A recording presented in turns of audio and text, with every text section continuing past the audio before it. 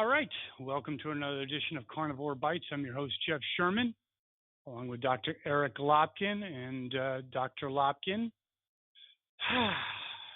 I'm as perplexed as you are about our Twitter maniac in chief. What's going on? I really wish I knew. Previously on both the radio show and on our podcast, I've pegged his odds at re-election at 60-40, 65-35.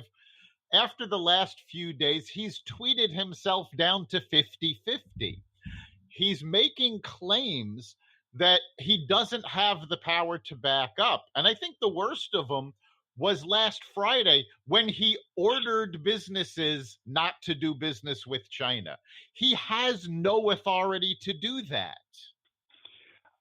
I would agree. It seems like, I hate to say it because it's kind of a liberal axiom, but it seems like he's becoming unhinged. I don't know that he's becoming unhinged. I think just losing control of himself. Yeah, he has always had the problem that he takes everything personally, even if it has nothing to do with him. Now, last Friday, there was a big conference with the Fed. The Fed made a statement that they're going to stay data dependent, essentially. There's no need to lower interest rates right now because the economy is still strong. And he went nuts because he wants lower interest rates because that's what the rest of the world has. Why? Because their economies aren't good. I would agree. He also called the Fed chief an enemy of the people. Yes, which was absolutely ridiculous. Somebody needs to take away his Twitter account. Yes, I don't know. I think, that, and I think, the odds of a recession are getting more. I don't know. I think the only thing he really has in his favor is that the kooks that are on the left. The fear of a recession is getting more. The odds really haven't changed.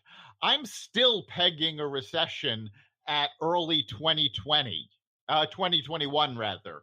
Possibly late 2020, but I don't think it's going to come before the election, especially since the Fed has said they are going to be data dependent. So if certain economic factors do lower, the Fed will lower the interest rates. So I don't think and all of the indications now that call for a recession, all call for them in an average of 22 to 24 months. Well, that's 2 years from now. That's 2021, way past the election. Yeah, I think, I do, getting back to the Twitter in chief, I think, can you really explain it? Why he's doing this? He and becoming more unhinged. I can't explain it. I understand why he wants lower interest rates. He's a real estate guy. He's used to borrowing money. Lower interest rates are good for borrowing money.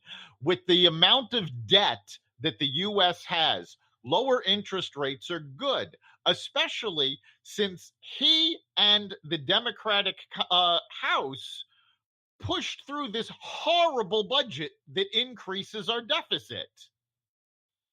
True. Yes. And that's another factor that basically, when you look at the overall, Republican Party used to be the party of fiscal, or at least they used to talk about fiscal response. That's gone out the window. Yeah, there is no party of fiscal conservatives anymore. Nobody is keeping their hands on the budget. And part of the problem are the feds, because around the world, the Federal Reserves have basically said they are not going to let a country go into default on their loans. Well, if the Fed is backstopping everybody, there's no reason for them not to keep borrowing and raise these ridiculous deficits. I would agree with that. It's, I don't know. I think between, people are feeling less good about the economy. Forget about, I agree. Okay. Yeah. Let's not say that there's going to be but people are not feeling as good as they did. In fact, affluent spending is down. And I also believe, they feel less good, and then, he's becoming increasingly unhinged on Twitter. I agree with you, Dr. Lopkin. See, but that's actually the problem. I mean, consumer spending is still strong. The consumer economy is still very strong.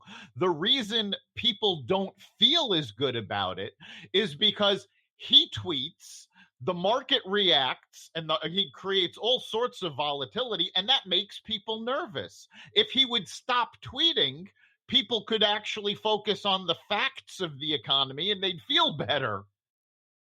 I would agree. So you still, at this point, you'd give him what, 50-50? At this point, I think he's 50-50. And amazingly, over the last week, Bernie Sanders had a resurgence. Yes, he did. Now Elizabeth Warren, and Biden are basically the three front runners. No doubt. I also think, though, that Elizabeth Warren has the best chance of winning.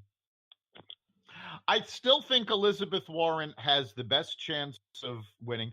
I actually heard what I consider disturbing comments made by people in the Democratic Party who they will be backing Elizabeth Warren over their own self-interests because they think if a woman wins the White House, it means redemption for Hillary Clinton. It's like they have to let her go already. Yeah. The ghost of Hillary has to go south. It's getting crazy. So I guess that's the week in review. Not that much going on except for Trump again sabotaging himself, correct? I mean, that's pretty much the national news. I mean, internationally, we've got the fires burning in Brazil. Amazingly enough, the G7 offered $22 billion to help them fight these fires, and Brazil turned them down. Yeah, I heard that. That is also amazing, but I don't know, kind of shocking. Well, Dr. Lopkin, until next week. See you then. You've been listening to Carnivore Bites, part of the Exvadio Podcast Network. You can catch us every week at exvadio.com/podcasts, on the iHeartRadio app, the Apple Podcasts app, the iTunes Store, Spotify, and wherever you find podcasts. You can also catch us live every Friday at 4 on WESU FM 88.1.